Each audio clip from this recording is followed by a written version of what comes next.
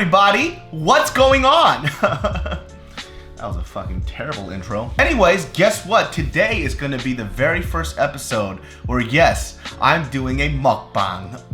What the fuck? I originally saw this stuff and I didn't understand what it was about, but it's been really highly requested that you guys want to see me eat, which is weird because I've watched a lot of these mukbangs and usually it's like a pretty girl eating, which is kind of like the interesting thing. Like, you don't expect this skinny girl eating a lot of food, but now you just see a fat guy eating food and it's kind of like, yeah, it makes sense.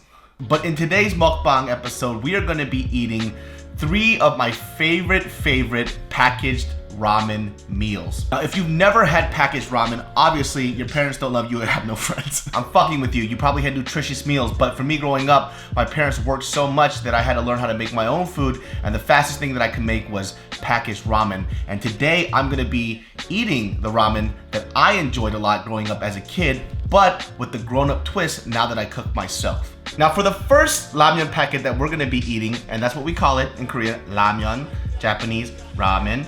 In Chinese, the big is ramen. I might have slaughtered that shit. Ooh. But one of the ones I loved eating the most was this one called NEOGURI.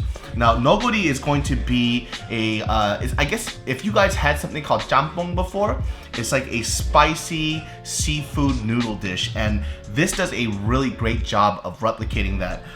The noodles, if you've had it before. Now, actually, before we get into that, let's talk about what I did to this. I always like to upgrade my ramen. So most people, when they have ramen, they're like, oh, it's just a quick bite to eat. Yeah, that's true, but it doesn't mean that you can't spice it up with a little bit of gangster. This green stuff right here that you see on top, this is actually called minari. I don't know what it is. It might be Japanese parsley or something like that. I take shrimp and then I saute it in a hot skillet with sesame oil and a little bit of garlic and pepper. I don't salt it because the soup is already salty enough as it is. And then with that, I actually cook clams, or I steam them, and then with the clam juice, I actually put it back into the sauce packet with the water, so it kind of has like this clammy seafood taste with it. And of course, in the middle, you are going to have this delicious yolk right there. So if you guys are watching this, you could check me do this to it real quick. Bow. You see that? That juicy, delicious, eggy yolkiness right there. Now let's take a bite into this. Let's start with the shrimp. So bomb. Take those noodles with that, with a little bit of that green, the minari.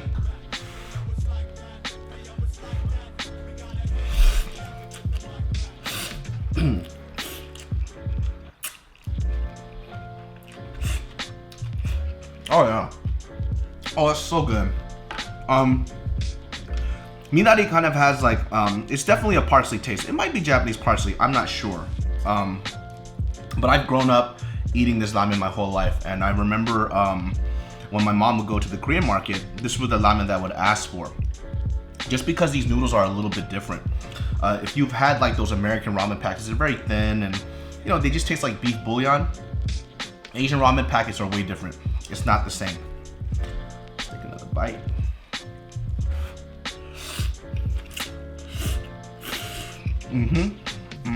When I used to watch a lot of like cooking shows when I was a kid. Specifically because we didn't have cable.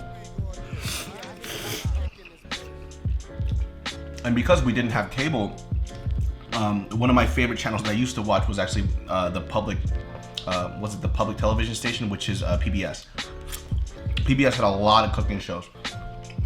And there's a lot of people I used to watch, such as like Shaq Pipan, Julia Childs, Yang Can Cook, and these people are the ones that influenced me a lot.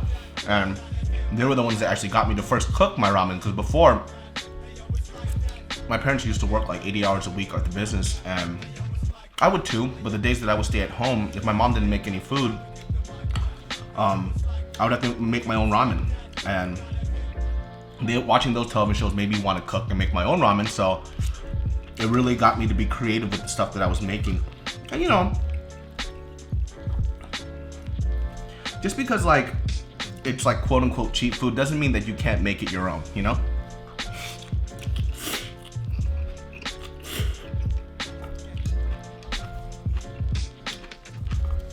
Oh yeah. There's something about like a cooked slash poached egg inside ramen broth that just brings all this stuff together, you know? Oh.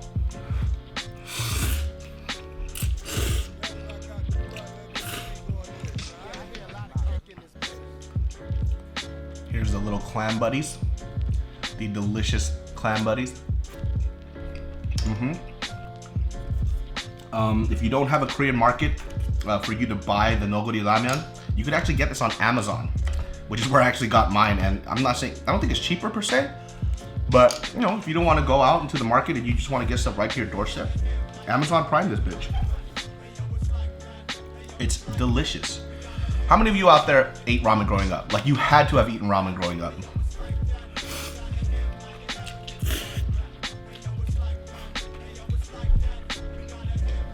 And not only is it like a nostalgic food for me in terms of like my childhood, this was actually college food. Oh, that shrimp. When you're like a college student and you're also on the go and you're low on budget and you need like something bomb to eat that just kind of like makes you feel like you're at home, make this ramen dish. It's not expensive. It's like $1 per pack if you order it online or if you get it in bulk. And you just buy a couple of the other foods or the other ingredients, and there you go, you know? Because I have fucking ramen sauce everywhere. If you're wondering what, if you're wondering what kind of pot this is like, I guess it's like a jjigae pot. So jjigae means like stew or soup in Korean. But a lot of people make ramen in this. And the reason why we make ramen in this is because it's so thin, it makes the water boil extra fast. So if you're hungry, get yourself a ramen pot and you gotta wait. You don't have to wait for anything.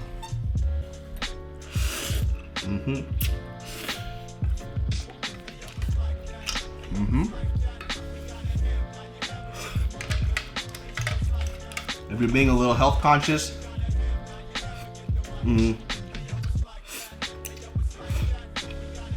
ramen might not be the best choice for you. If you have high blood pressure, probably not too, because it's really salty. I don't usually drink the soup because, yeah, I have high blood pressure in my family, but I'm gonna do it anyway. Motherfucker.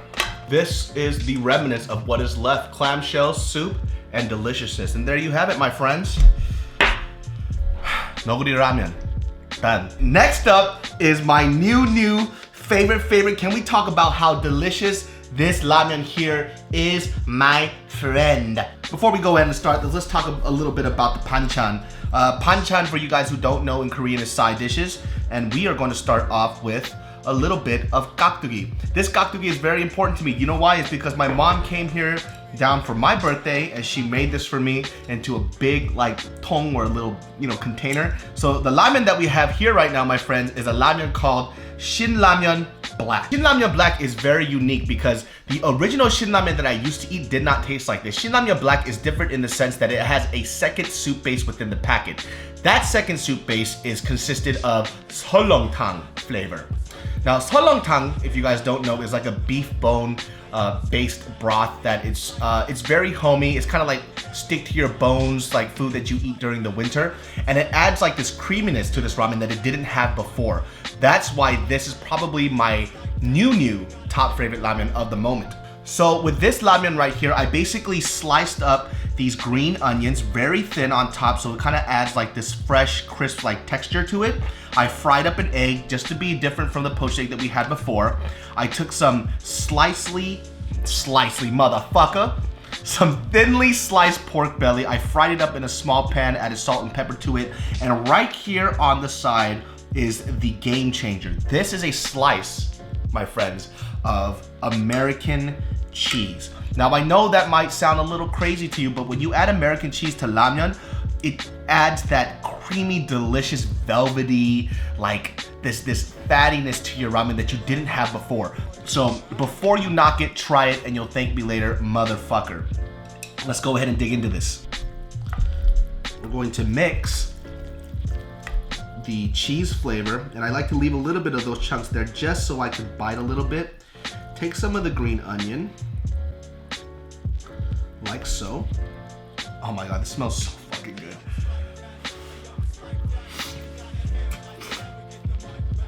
Oh my God.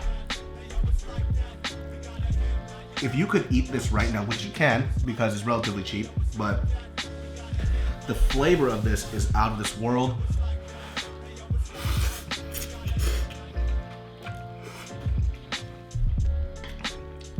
It's creamy, flavor packed. It's a little spicy. To top it off with these pickled bakakui, which is the pickled radish, as a refreshing bite in between. We're gonna take this, a little bit of the fried egg and the ramen. And let me show you the perfect bite real quick. Right there. Green onion, pork belly, and delicious noodles.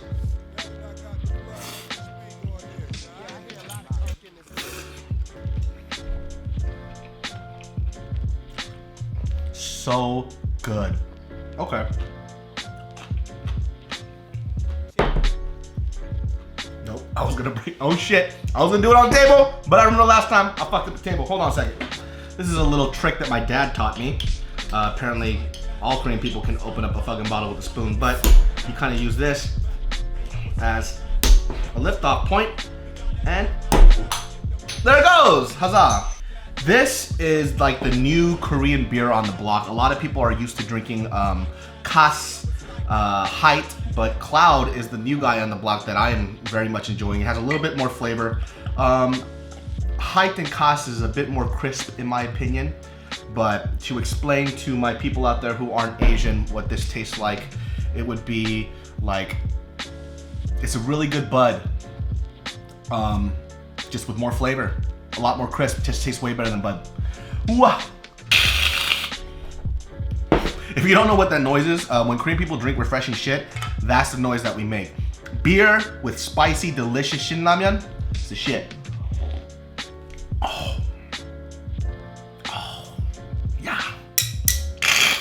This is something you could really impress somebody with. I'm sorry, because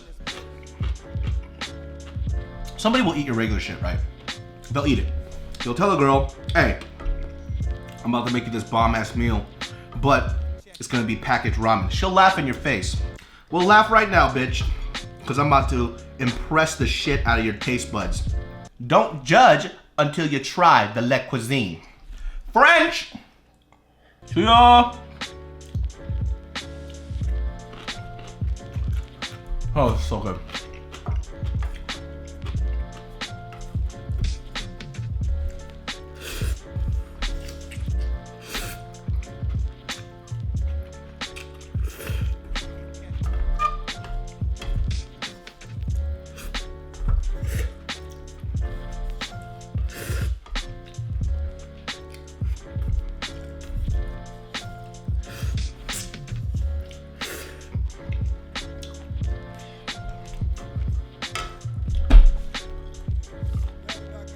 I forgot to talk to you throughout this whole thing.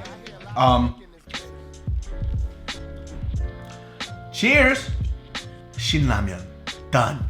Lastly, my friends, is another childhood favorite. What is going on? I think I'm so full I can't speak. Favorite. Lastly, my favorite. One of my childhood favorites that actually isn't a ramyeon. It is a version of jjajangmyeon called Chapagetti. Now Chapagetti, for you guys who don't know, is based off this Korean or Chinese dish called jjajangmyeon, or I believe in Chinese like sazanmyeon or some shit like that. I'm sorry, not some shit like that. So there's two ones that everybody knows. I said two, but I got 3 fingers up. There's two ones that everybody knows. It's either Chapagetti or Chappaguri. Chapagetti is made with a dried soup base, and then you kind of take out all of the water and you just leave a little bit left in there with the starch content from the noodles, and then you get kind of this brown, saucy, delicious goodness. The Chappaguri one comes with the wet sauce, so you don't actually have to leave any of that extra moisture in there, or else it becomes a little bit too soupy. I prefer Chapagetti because I think it has better flavor. Now with this one, the only different thing that I did with this is I added a little bit of sesame oil, not too much because that stuff is powerful, and then I sliced up little pieces of cucumber just to add a little fresh bite to it. So my friends, here we go. It's an interesting thing because it's not spicy at all. It's brown like Dookie. Oh, why did I say that before I'm eating this? So the flavor profile of this is savory and sweet.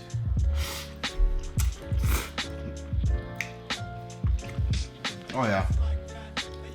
And once again, top it off with my mom's kaktugi. First of all, can I just say this? To those skinny little Korean girls out there that do these mukbangs, how the fuck do you eat that much? I'm dying right now. But it doesn't make sense. Where does it go? How much do you poop? I can only imagine that when you eat that much food, your toilet must be a fucking danger zone.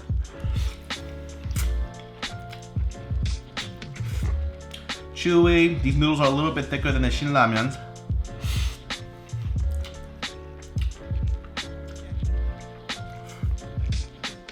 A lot of flavor.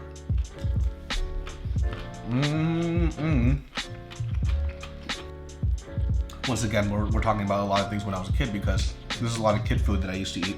I don't eat as much as an adult now because, well, it's really not that good for you. But I would always ask my mom to make this for me because I couldn't do it. And what I found out, once again, like I told you with the instructions on how to make this, I wouldn't take out the water. So I would always end up with soup. And I was like, this doesn't make sense. It doesn't taste like mom's. But I found out eventually because my mom saw me making it. She called me stupid and told me to get the hell out the way. And she taught me how to do it. Or if I was smart enough, I would have just read the fucking packet. But I wasn't. What do you guys think so far? Do you guys like sharing a meal with me, having a conversation and eating? I will tell you this though, I do enjoy eating with you. I'm thinking about doing this stuff live, but if I do it live, I won't be able to cook like multiple things for you and you just be waiting online. Not really my thing. I would prefer just to cook the food well, have it placed down in front of you and let you know the importance of the food and why I eat it and how to cook it and how to make it good for you. You know, when I grew up, I used to, my mom used to always wonder why I like eating ramen so much because, you know, she would make home cooked food a majority of the time and I just always craved this stuff. Eventually I had to stop because, yeah, I said it's bad for you, but gotta tell you, man, look at this. This is the golden stuff.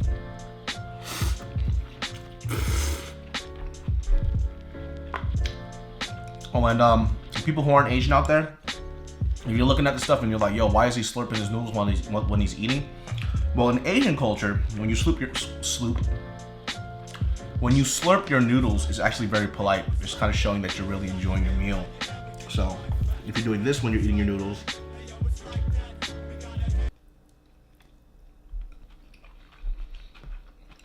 you're basically spitting in their fucking face. Chapagetti, done. Now, I know this is my very first mukbang. I might do another episode depending on what you guys want to see. Do you guys want to see me cook some of the food? Do you want to see a step-by-step instruction? What else do you guys want to see me create and eat?